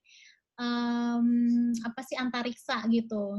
Terus penemuan-penemuan baru. Dan justru kita tuh ngedengerin itu tuh dapat pengetahuannya, tapi secara skill bahasa kita dapat juga. Sama TEDx itu teman-teman bisa deh tuh sambil dengerin TEDx tiap pagi podcast. Jadi jangan dengerin podcast yang bahasa Indonesia mulu, nggak ada benefitnya buat kalian. Maksudnya apalagi bahasa Korea ya, Mbak. Iya. Udah drama Korea, udah tinggalkan dulu drama Korea. Drama Korea berjam-jam. Aduh, aku tuh sekarang malah ya teman-teman, mudah-mudahan ini bisa share energinya ya. Aku sekarang 24 jam tuh, tanya deh Miss Widya, aku baru bilang, Miss Widya, aduh, aku tuh hampir bingung, 24 jam itu nggak cukup buat waktunya sekarang, dan aku tuh nggak, waktu untuk me time itu, benar-benar aku hargain, karena aku bisa istirahat, otak nggak jalan sama sekali, nggak mikir, karena aku tuh disiplin banget, jadi dari pagi jam segini udah sampai library, udah nggak mau mikirin apa-apa, pikirannya penelitian, terus istirahat, keluar, makan, udah nggak mikirin apa-apa, makan, pokoknya istirahatin. Jadi teman-teman harus disiplin sama waktu, karena disiplin itu adalah kunci kita kesuksesan kita. Karena kalau misalnya kalian always giving yourself you deserve ini, you deserve itu, boleh nonton Korean series gitu. Sayang banget Korean series itu satu episode sejam, let's say sejam 2 jam. Terus episodenya 15, oh my god, sayang banget kebuang 30 jam buat kalian bisa belajar. Udah gitu adiktif lagi ya. Iya, jadi kalau udah nonton satu, penasaran. selanjutnya sampai akhirnya begadang. Gitu. Akhirnya vocabulary yang nambah araso ya, Mbak? Iya, araso sama sarangeo. Terus nih Miss, ada lagi nih Miss. Gimana Mbak? Udah ya tipsnya, review ya. Terus dari Juliana, Mbak, apakah ada sumber untuk mempelajari kosakata seperti pada grafik maupun diagram sehingga kita tidak terkecoh selain mengetahui kata noun atau verb atau adjective? Kalau aku waktu itu buka Cambridge, terus juga website. Alhamdulillah waktu itu tuh aku punya banyak materi sih, emang dari share sama teman-teman aja. Jadi teman-teman yang belajar di mana, dia udah punya ini softnya gitu buat belajar. Jadi aku kalau lagi listening ya aku dengerin terus sendiri. Dan benar-benar aku tuh disiplin bangetnya karena gini, teman ngajakin main, nongkrong ya di sini, nggak mau, gue mau belajar. Gila, mau belajar? Iyalah, gue mau belajar. Karena apa yang kita lakuin sekarang benih apa yang kita tebar sekarang akan kita petik selanjutnya. Nah, bener kan akhirnya aku lolos dan teman-teman benar-benar ngelihat bukti nyata depan mata bahwa wah gila, ternyata yang udah dilakuin sama lo dulu tuh menghasilkan ini gitu. Makanya teman-teman nggak semudah itu buat meletakkan diri kita ke bagian orang-orang yang menang gitu di Australia Awards ini, karena kan ini kayak kompetisi ya, gimana memantaskan kalian aja supaya dapet gitu sih. Terus Miss, ada nggak Miss tipsnya? Sebenarnya iya banyak sekali sumbernya, mungkin nanti Mbak Anggi bisa share juga tuh link-linknya ya Mbak ya. Nanti ya juga kita bisa share. Jadi kudu pakai external hard disk. Itu Mbak, itu aja Mbak, di Google Drive, terus link Google Drive-nya kan bisa diakses. Oh, yang kayak kemarin-kemarin. Iya boleh deh, nanti aku share ya. Pokoknya teman-teman yang stay di grup, di WhatsApp, di di Telegram, tuh siap-siap aja dibanjiri sumber-sumber yang menarik dan bermanfaat ya. Mudah-mudahan kalian bisa. Pokoknya nggak ada ruginya ya Mbak ya. Iya, nggak ada ruginya. Ikut grup mentoring aku tuh nggak ada ruginya. Bisa nanya, terus dapat jawabannya langsung. Bisa saling support, bisa saling termotivasi tiap hari. Aku ingetin Hamin 9. Hamin berapa? Terus juga bisa belajar bareng sama Miss Widi. Bisa nanya tips-tipsnya sama Miss Widi langsung. Gila loh, Miss Widi ini koordinator language ini senternya di Sampurna University loh. Jangan salah, nggak main-main beliau nih. Terus Haira bilang tampilin Kak untuk bisa jadi pelajaran biar naik skornya. Oh ditampilin. Next time ya, kita pokoknya teman-teman yang kasih masukan ke aku, feedback, respon, itu bakalan aku hargain banget. Berarti kan kalian care dengan komunitas ini supaya komunitas ini bisa berkembang dan banyak orang lagi yang bisa kita bantu. Karena aku tuh nyuh banget banyak orang yang kasih testimoni langsung. Kemarin tuh ada dari NTT Kupang ya, Mbak Mary. Kayaknya ada di sini. Mary tuh cerita, boleh nggak Mary aku ceritain? Dia bilang, ya boleh Kak. ya, jadi itu aku tersentuh banget karena si Mary bilang, Kak, aku tuh berterima kasih banget, bersyukur banget. Ternyata tuh doa aku selama ini dikabulkan karena aku tuh dari kampung kan, dari pedalaman. Terus juga sekarang PSBB terkait dengan ekonominya lagi kurang, bayar program nggak bisa. Tapi aku punya impian buat melanjutkan studi. Nah, bahasa Inggrisku tuh kurang. Nah, pas ketemu kelompok grupnya grup mentoring Kanggi ini, aku terima kasih banget.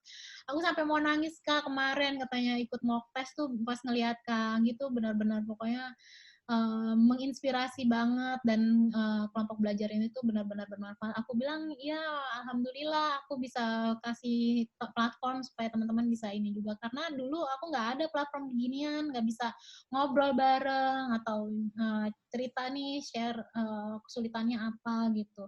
Apalagi ditunjang dengan adanya Miss Widi di sini, jadi kan kita semua bisa langsung belajar sama ahlinya gitu. Jadi ini tuh jadi semangat aku loh Mary, udah cerita-cerita gini, karena kalau kalian pernah tahu cerita personal aku ya, aku pernah sharing sih di yang itu ya, yang ada yang ikut nggak yang kemarin aku dari IVLT US Embassy kan kita bikin tentang sharing gimana menggapai cita melalui beasiswa. Nah itu aku sharing, aku nggak pernah cerita tentang pribadi aku, tapi di situ aku sharing, aku bilang umur 13 tahun papa aku udah meninggal, mama aku meninggal 2016 yang lalu, aku yatim piatu dan aku sebatang kara karena kakak adikku semua ada di luar negeri, kakak aku di Amerika, adikku di Jerman, semua belajar. Kakak aku udah lulus PhD, sekarang postdoc di New York, tinggal di sana, adikku baru lulus S2, duluan dia daripada aku. Jadi tuh aku sendiri, aku sebatang kara dan yatim piatu. Jadi teman-teman jangan pernah ngerasa bahwa keterbatasan, tidak ada support system, jangan melihat itu sebagai kelemahan kalian, atau kalian tinggal di pedalaman, terus anak petani, anak nelayan. kita semua bisa bikin jadi out of the box atau menjadi diri kita yang lebih baik lagi kalau kita tuh disiplin, kalau kita memotivasi diri kita sendiri dan mau memantaskan diri kita sendiri. Karena semua orang akan maju pada waktunya jika mereka fokus sama impiannya. Nah, impiannya itu apa? Bukan beasiswa yang pasti. Beasiswa itu hanya pengantar transportasi kita untuk mendapatkan itu, tapi yang lebih besar dari itu impiannya, yaitu melakukan perubahan, kayak gitu-gitu deh. Banyak deh. Nanti kita bikin sesi motivasi atau sesi curhat nanti kapan-kapan supaya teman-teman tuh bisa ada platformnya gitu ya. Karena kan sudah online nih, jadi aku bisa lebih in touch juga sama kalian gitu. Terus Miss Widi menawarkan privat nggak? Miss Widi menawarkan privat nggak, Miss Widi pas lagi online gini? Saya tidak menawarkan privat, tapi menawarkan bantuan gratis. Banget, ya ampun. Alhamdulillah aku ketemu Miss Widi. Jarang banget loh orang-orang kayak gini yang mau. Terus juga nanti ada tim Murphy ya. Itu guru aku yang keren juga, guru bahasa Inggris aku. Pokoknya alhamdulillah aku punya network yang baik-baik banget. Sehingga tuh kita semua jalannya punya visi yang di rel yang sama. Jadi itu ya, Miss Widi nggak ngasih privat. Miss Widi udah banyak banget kelasnya, Miss ya. Ngasih jadwal full. Mulai besok, Mbak. Luar biasa. Aduh. Terus siap-siap Mbak, terima kasih atas sharingnya, berguna bagi kami. Setuju Mbak Anggi, siap. Oke deh, ini banyak banget.